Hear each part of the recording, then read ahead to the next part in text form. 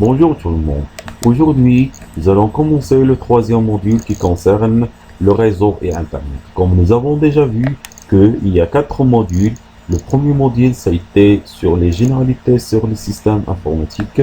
Le deuxième module, ça a été sur les logiciels et nous avons pratiqué 3 types de logiciels, le Windows XP, le Microsoft Office Word 2007 et le Microsoft Office Excel 2007.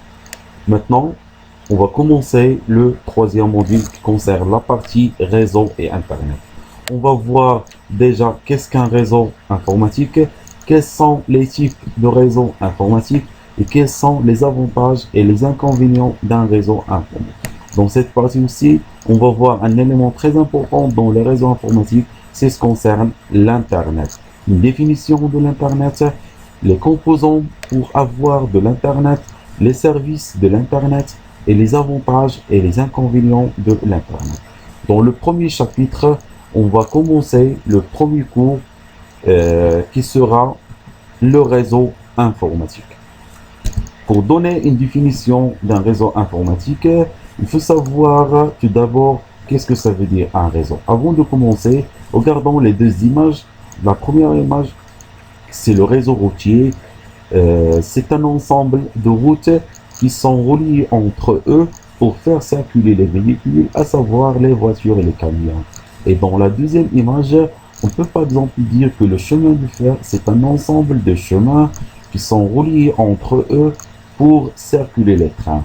Donc depuis les deux images, on peut par exemple dire que un réseau, c'est un ensemble des éléments qui sont reliés entre eux pour circuler quelques éléments.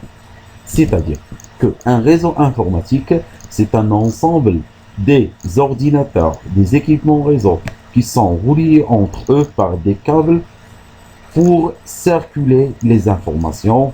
Et quand on dit les informations en informatique, ce sont les images, les vidéos, les musiques, les programmes, etc. C'est pour cela qu'on peut dire que un réseau informatique est un ensemble d'ordinateurs reliés entre eux et qui vont pouvoir échanger des informations et de partager des ressources, à savoir les programmes, les imprimantes disques. C'est-à-dire, depuis un réseau informatique, on peut par exemple partager des ressources, par exemple les imprimantes. C'est-à-dire, dans un réseau informatique où il y a plusieurs des machines, tout le monde, ou bien toutes les machines, il peut utiliser une seule imprimante. Ça parmi les avantages d'un réseau informatique.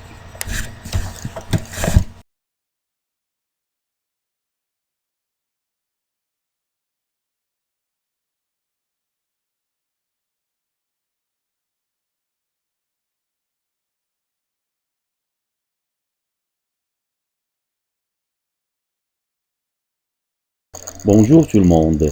Aujourd'hui, on va essayer de continuer ce que nous avons déjà commencé dans le chapitre de réseau informatique.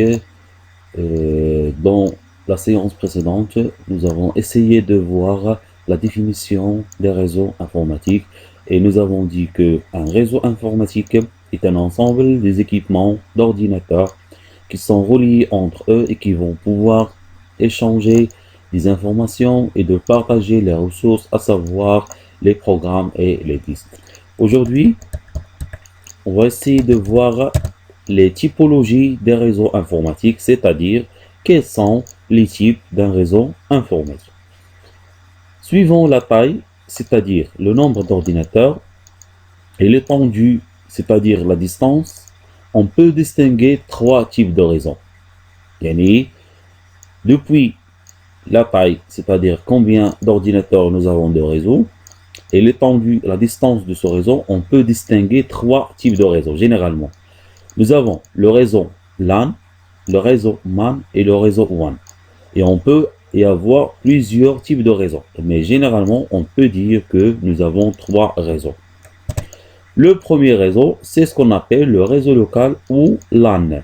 Le réseau local ou LAN, Local Area Network, c'est-à-dire l'abréviation de LAN, c'est un réseau dont l'étendue est limitée à un bâtiment. C'est-à-dire, ce réseau-là, on peut y avoir dans un bâtiment, dans une entreprise, ou dans une administration, ou bien dans un cyber, etc. Donc la distance de ce réseau-là est très petite. Par exemple, je peux mettre ce réseau-là dans un cyber ou bien dans une salle d'informatique. Donc le type de réseau, c'est un réseau local. Ce type de réseau est généralement géré par un organisme unique ou bien ce qu'on appelle privé.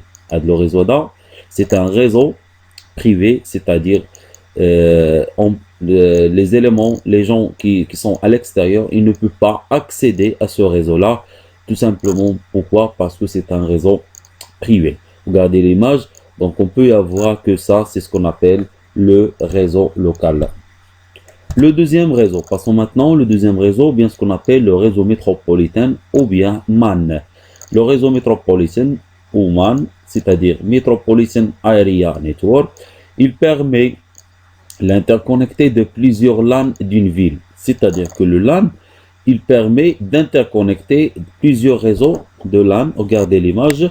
Donc dans cette image, nous avons plusieurs LAN et ces LAN, ils sont connectés entre eux. Donc ce réseau-là, on l'appelle le réseau MAN. C'est-à-dire que le MAN, il regroupe les LAN entre eux. C'est un réseau public, c'est pas un réseau privé. C'est-à-dire tout le monde il peut accéder à ce réseau-là.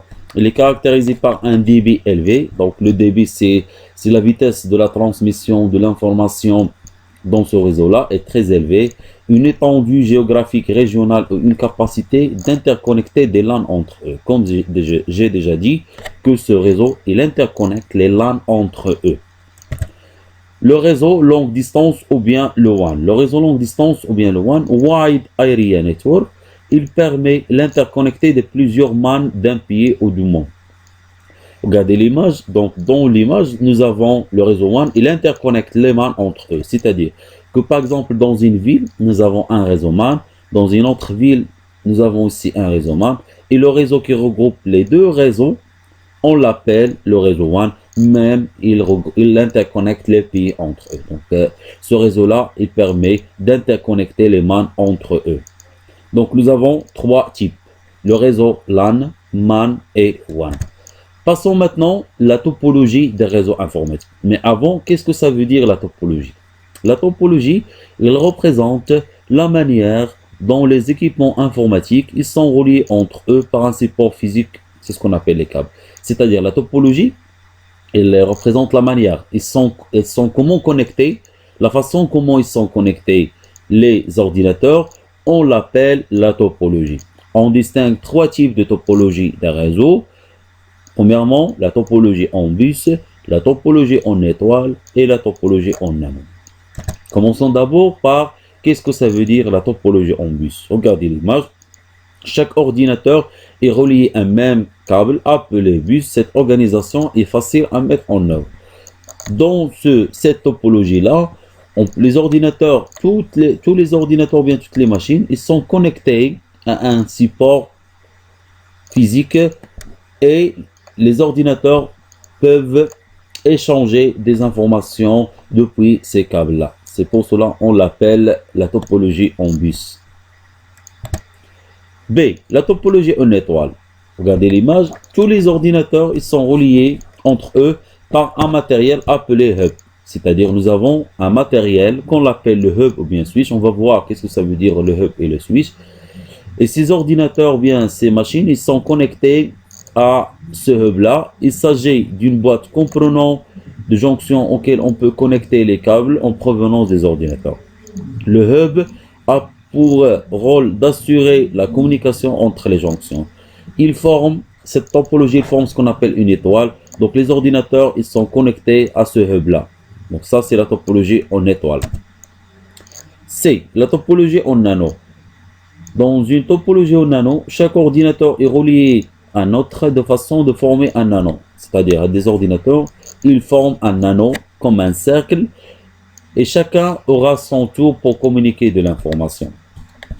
Donc la différence entre la topologie en anneau et la topologie en bus, c'est la même chose. La différence c'est que la topologie en anneau, elle forme un cercle. Et l'information passe par les ordinateurs. Le problème de cette topologie, c'est que chaque ordinateur, il peut attendre son tour pour qu'il puisse envoyer de l'information. Tout simplement pourquoi? Parce qu'ils partagent le même câble.